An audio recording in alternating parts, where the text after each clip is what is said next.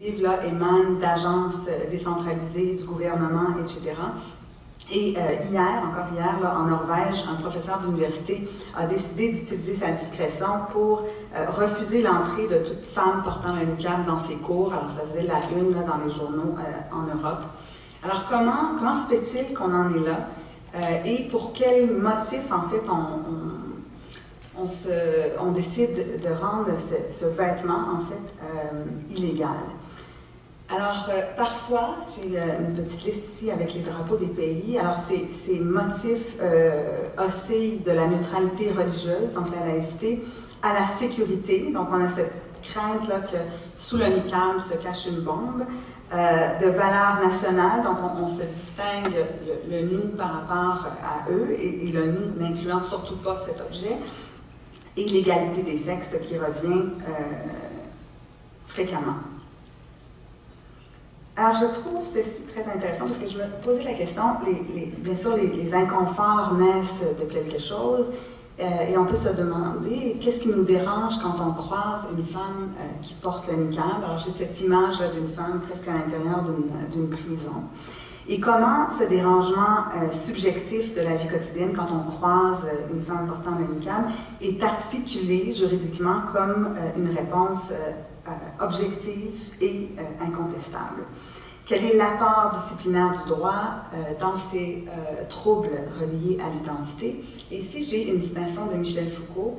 Une visibilité incessante, une classification permanente des individus, une hiérarchisation, une qualification, l'établissement de limites, une mise en diagnostic. La norme devient le critère de partage des individus. Et ici, la norme dans ce débat, c'est souvent l'égalité des sexes.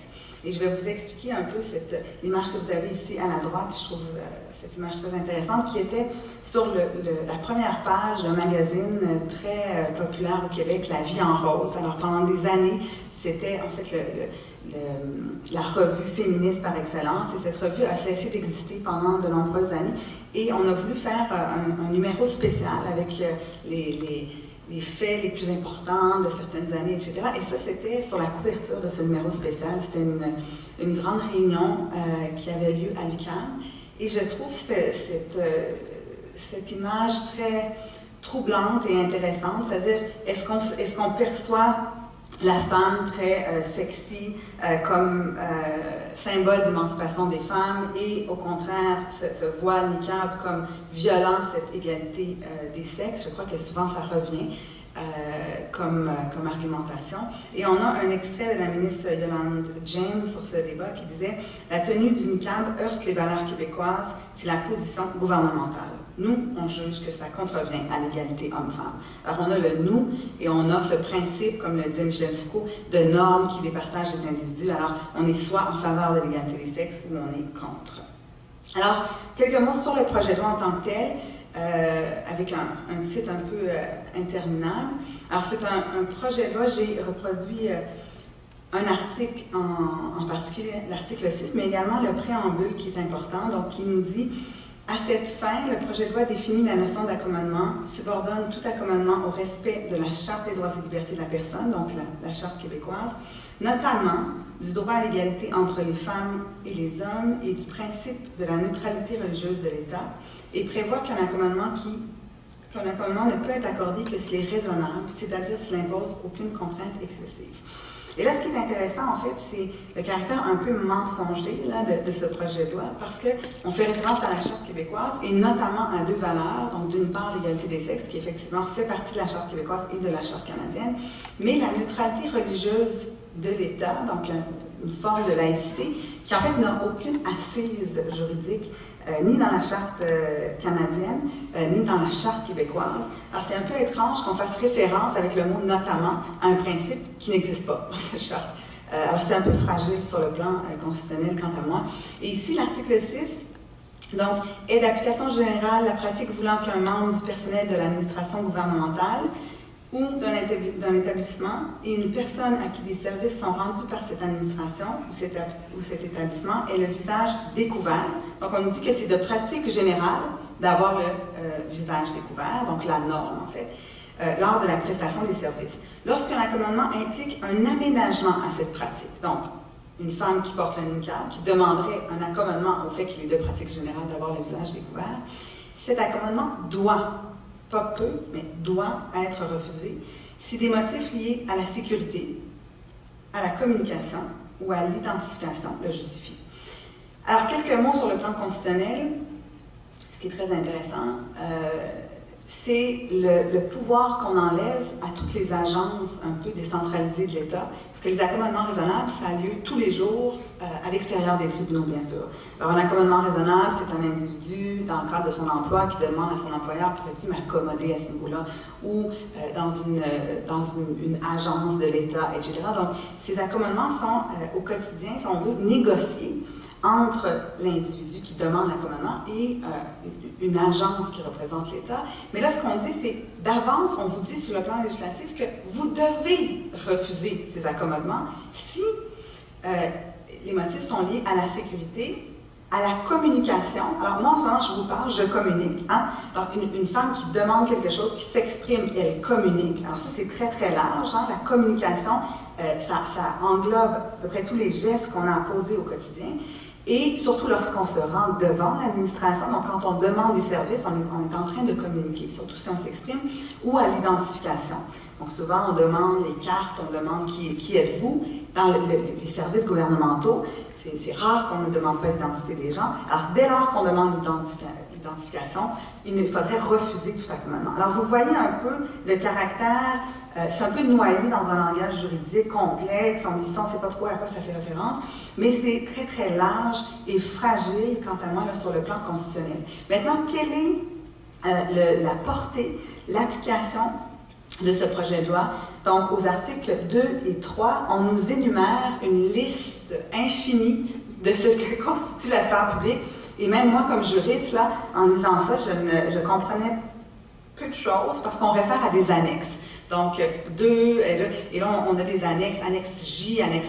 Alors, l'individu moyen qui lit ça, qui n'a aucune de ces annexes, là, c'est difficile à comprendre. Alors, j'ai essayé de vous rendre ça très accessible. Alors, ça signifie quoi? La sphère publique. Les garderies, Hydro-Québec, les cégeps, les tribunaux, les centres sportifs, les bibliothèques, les hôpitaux, les services sociaux, les théâtres, les musées, les agences anti-discrimination, les écoles publiques, les écoles privées subventionnées par l'État, les écoles internationales. Alors, lorsqu'on a lu tous les annexes, on se rend compte que le seul endroit où cette femme peut porter le niqab, là, à part dans sa salle de bain, c'est dans le parc.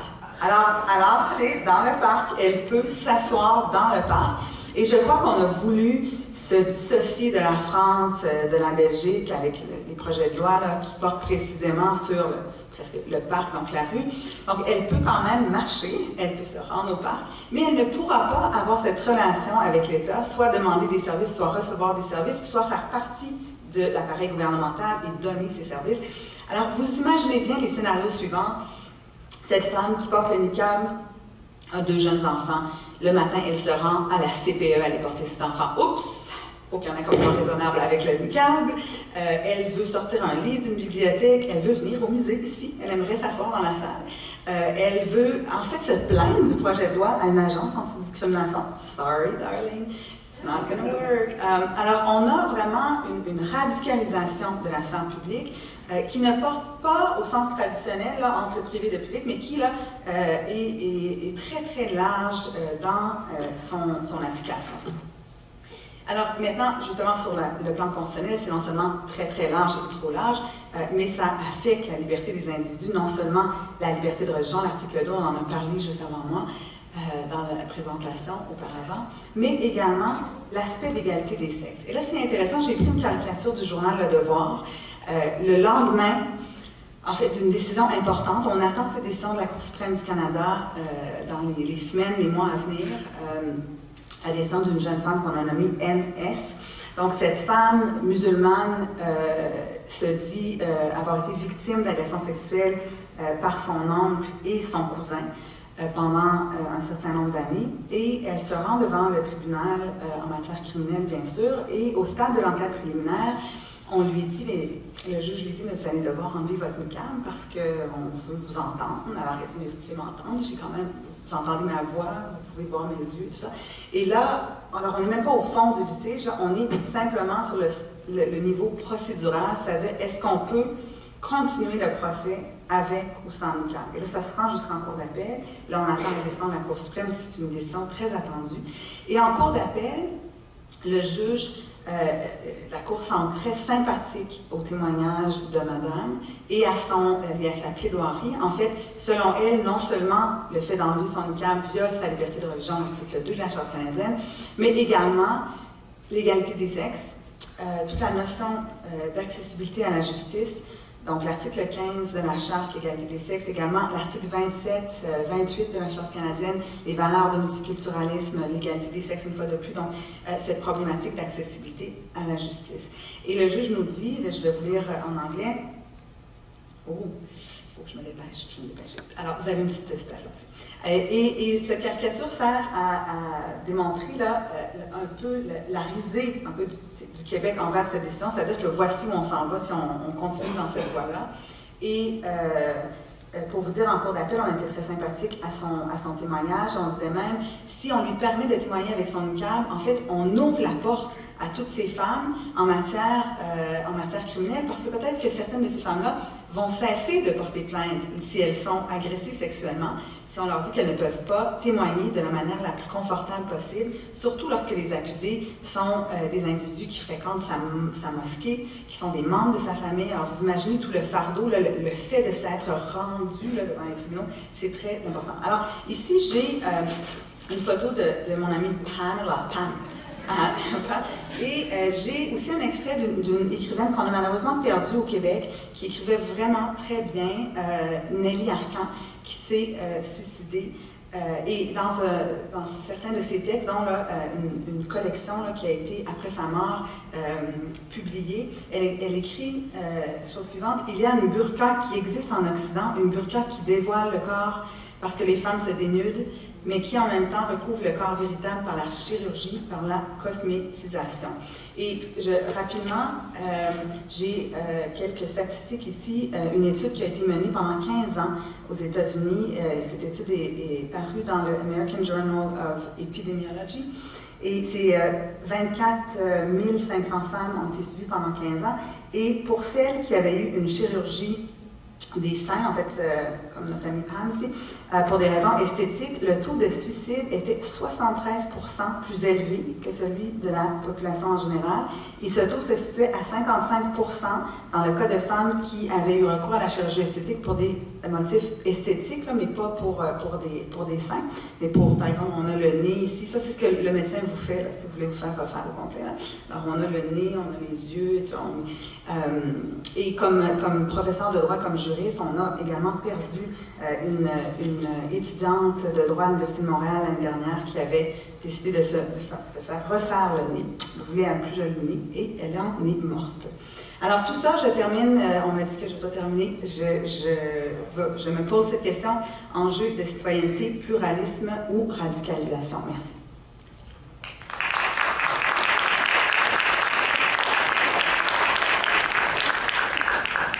Merci beaucoup, Dr. Fournier. Donc, je vous rappelle, c'est votre dernière chance. Vous avez des questions que vous désirez poser à nos invités. And you can ask your questions in any of the official language of your choice, French and English. Please write these questions down on the little cards we've given you at the entrance. Alors, s'il vous plaît, vous pouvez écrire vos questions sur les petits cartons qu'on vous a remis à l'entrée. Lorsque ces questions sont écrites, vous les passez à votre voisin qui ensuite les met sur les côtés pour que nos gentils préposés puissent les ramasser. On va regarder tout ça et puis dans quelques minutes, j'aurai la chance de poser des questions que vous aurez écrites et qui auront été sélectionnées. Entre-temps, j'en reviens à mes invités que je remercie bien sûr pour leur contribution. Dr. Fournier, je pense que vous avez un petit peu moins de temps que les autres, donc je vais commencer avec vous. Je vais vous poser une première question, and I'll ask this one in English as well, and I hope you can all jump in after Ms. Fournier's answer. Are we sometimes too quick to come up with regulations to try to diffuse the tensions brought upon by accommodation, by religion, or is this just a natural human reaction? Are we too quick? Difficile. Je crois que comme société en droit, on a besoin parfois d'avoir des catégories, etc. Mais dans ce domaine-là, c'est très fluide. Par nature, il faut donner cette place au caractère fluide et ne pas vouloir tout décider d'avance. Alors, si c'est un exemple, je crois, quand on dit à toutes les agences de l'État, vous devez absolument refuser les accommodements, on peut créer des préjudices et rendre l'État très, très centralisé. Et ça,